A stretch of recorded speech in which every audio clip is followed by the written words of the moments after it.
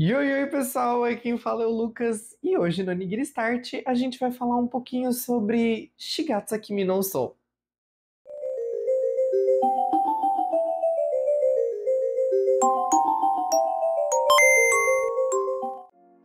E aí, pessoal, como vocês têm passado desde o último vídeo? Eu acho que eu, finalmente, após 2 meses ali, com várias coisas acontecendo na minha vida, posso dizer que eu finalmente estou bem, estou mais tranquilo. Eu peço desculpas pelo sumiço desse último mês, que eu praticamente não gravei nada durante o mês de março, mas é porque foi bem complicado. Eu tive muitas questões ali um pouco na minha vida profissional que não foram muito boas e acabaram impactando diretamente na minha vontade de gravar, de fazer review e de pensar nesse projeto que é o Onigiri Start. Mas, como abril, né, eu acho que tem esse significado de abrir, né, e tem esse significado também um pouco ali de primavera no Japão, e também a gente passou ali pela Páscoa. Então acho que várias coisas trouxeram para mim um pouco de um ar de renovação e de recomeço. Então, para essa primeira semana, eu quis trazer um mangá que tem bastante a ver com isso, que é o Shigatsu no Uso, ou como ele foi trazido aqui para o Brasil, Your Lie in April, ou como a gente pode traduzir, Sua Mentira em Abril. Então a review de hoje ela vai ser feita em duas partes, né? Como eu sempre costumo fazer. Uma primeira parte ali numa review sem spoilers e a segunda parte com uma review um pouco mais profunda e ali podem ter alguns spoilers para a gente poder discutir, tá bom? Então bora lá que esse mangá é maravilhoso. Your Lie in April, como o título foi trazido aqui para o Brasil pela editora Panini, é um mangá escrito e ilustrado pelo Naoshi Arakawa e ele é completinho em 11 volumes. O mangá foi publicado na Gekkan Shonen Magazine durante os anos de 2011 e 2015 e a gente teve um anime lá no final de 2014 para o comecinho ali de 2015 que vai retratar bem fiel a história do mangá.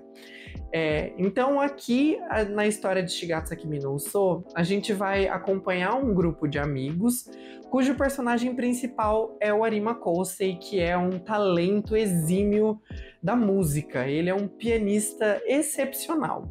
E apesar do Kousei ele ganhar todos os concursos de música, dele decorar todas as partituras, dele tocar tudo extremamente dentro do tempo e não errar nenhuma das músicas que ele toca, ele é um menino que sofre muito porque a sua mãe, que também é a sua professora de piano, é muito abusiva com ele, né? Ela é muito exigente, ela quer sempre que o Kosei faça mais, tenha mais e dê mais daquilo. Ela quer transformar ele num deus do piano, né? E eu acho que isso se agrava muito pelo fato dela ser uma pessoa que está ali lutando com uma doença terminal. E ali, em determinado ponto da história, né, a gente vai ter o falecimento da mãe do Arima, né? E ele vai se culpar muito por conta desse falecimento dela, e ele vai criar um trauma muito grande. Então, que vai fazer, né, com que ele perca a habilidade de escutar o próprio som, de escutar o próprio piano. Então, por conta disso, ele decide parar de tocar, decide parar de participar de tudo e de se envolver com a música. E ele simplesmente para. E aí, 2 anos depois, a gente vai ter ali o encontro do Arima com uma menina chamada Miyazono Kaori, que vai mudar totalmente essa história, né? A Kaori é uma violinista e ela vai encorajar o Arima a voltar a tocar piano, a praticar e também, né, a subir nos palcos junto com ela para acompanhar o violino dela, né? Então a gente vai ter, né, durante esses 11 volumes todo esse desenvolvimento do Arima através da sua própria música, mas a gente também vai acompanhar outros personagens, né? A gente vai acompanhar as pessoas que cercam ali a vida do Kosei e a gente vai perceber também o amadurecimento desses outros personagens e desses outros amigos dele. Shigatsu é muito bem ilustrado, o traço do Naoshi Arakawa é assim primoroso. E o anime também é muito bem animado, cara. O anime é completo ali em 22 episódios, né? Ele tá disponível na Crunchyroll para assistir e eu, inclusive, reassisti o anime também para poder fazer a review. E, cara, é muito bonito, assim. Assim como houve muito cuidado para trazer esses temas um pouco pesados ali, né? E um tema tão difícil que é o luto do Arima Kosei, eu acho que o anime e o mangá têm uma certa... eles trazem uma certa leveza, principalmente por ser um anime sobre música, né? Sobre ser uma história também sobre música.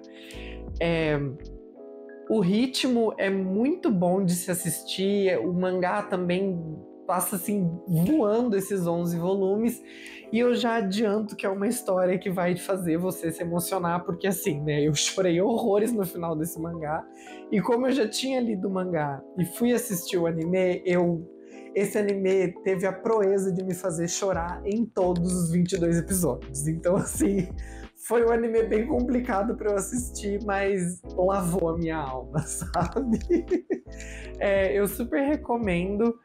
É muito legal também porque o mangá, né, quando você tem as músicas ali que os pianistas, né, e os violinistas vão trazendo e a gente vai lendo a música ali, né, a gente tem depois do capítulo ali uma explicação do autor sobre o porquê que ele escolheu aquela música, sobre o porquê que aquela sinfonia de Bach ali fez sentido para aquele momento. Então, é uma aula de música também, sabe? É bem legal, assim, de você ler. E eu acho que é isso. É um mangá que eu super recomendo. Eu acho que vale a pena. Mas se prepara que você vai chorar, tá bom?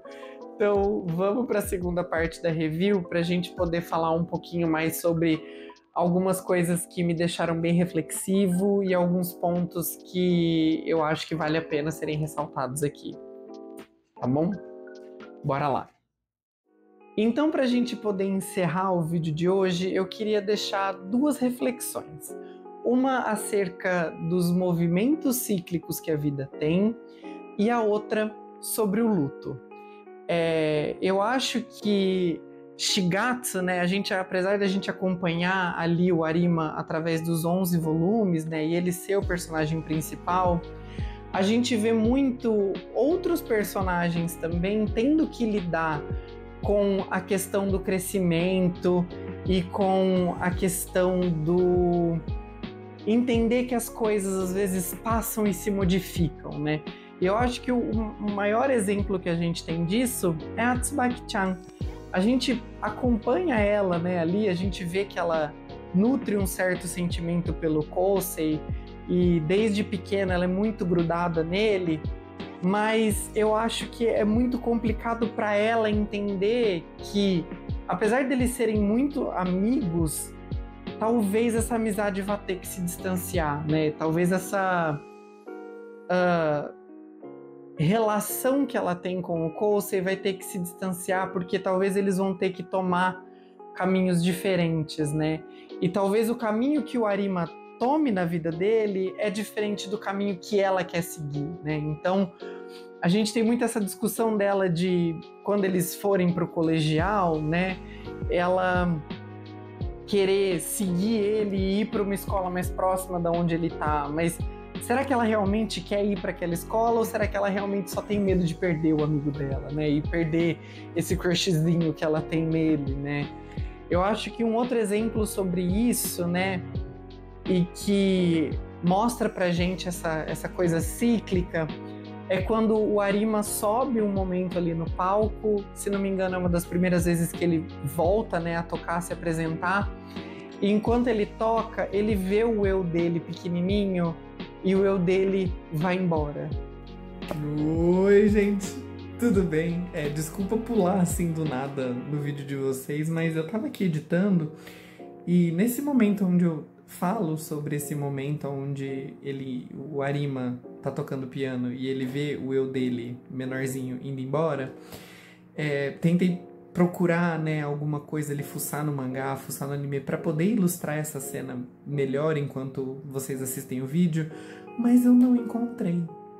Será que eu sonhei? Será que eu criei um fanfic na minha cabeça? Não sei, mas se você se lembra dessa cena, comenta aqui embaixo pra mim, pra eu saber que eu não tô tão louco assim, tá? Porque olha, eu fucei, eu reassisti os episódios ali de todas as apresentações pra ter certeza que tinha. Não encontrei. Mas enfim, era só esse parênteses mesmo, tá bom, gente? Desculpa. Talvez eu tenha sonhado, mas enfim, bora voltar pro vídeo. Né, então se despede dele, né, e sai pela porta do fundo ali do auditório enquanto ele toca. Então, eu acho que mostra muito que naquele momento o Arima tá deixando de ser tão criança e tá começando também a amadurecer ali, tanto no piano dele, quanto na vida dele, quanto nas decisões que ele tem que tomar, né? Ele finalmente começa a se entender que ele cresceu e que ele não é mais aquela criança que depende talvez da mãe dele, né? E junto com esse crescimento também, e com essa volta dele escutar os próprios sentimentos e o próprio piano, volta também aquela coisa de entender que o luto da mãe dele começa a se resolver e passa a se tornar também saudade, né? Enfim, eu acho que esse é o primeiro ponto, né? E o segundo ponto, eu acho que é sobre o luto, né? Então, a gente acompanha muito essa história do Arima de transformar a tristeza do luto em saudade. E é muito bonito a gente ver que esse processo não é fácil. O Naoshi Arakawa não trata como um processo simples de se resolver e um processo simples de se fazer, né? Muitas vezes é um processo muito pesado para se fazer sozinho. E aí ele é um mestre em mostrar que muitas vezes a gente precisa ouvir o outro, precisa conversar com o outro, precisa demonstrar para o outro aquilo que a gente está sentindo, para a gente poder ter uma divisão desse fardo e aí poder conseguir transitar nesse processo de uma forma muito mais leve, né? E ele faz muito isso com essa relação da Kaori. Então, além de ter que se ouvir, né, voltar a ouvir a própria música, né, voltar a ouvir os próprios sentimentos, ele muitas vezes precisa acompanhar uma outra pessoa ou ter uma outra pessoa para acompanhar ele, né? Às vezes o piano sozinho talvez não ganhe tanta força quanto quando ele tem ali um violino para ele poder acompanhar a melodia dele, né? Então, eu acho que Shigatsu conversa muito sobre isso, né? E muito sobre trazer cor através da melodia, né? É muito poético, eu amo essa obra e é uma super recomendação aqui do Onigiri Start. E você, já tinha assistido Shigatsu? Já tinha lido? Já conhecia essa obra? Comenta aqui embaixo para a gente poder continuar conversando sobre ele e poder continuar fomentando ele aqui nos comentários, tá bom? Um abração e eu espero você na semana que vem. Tchau, tchau!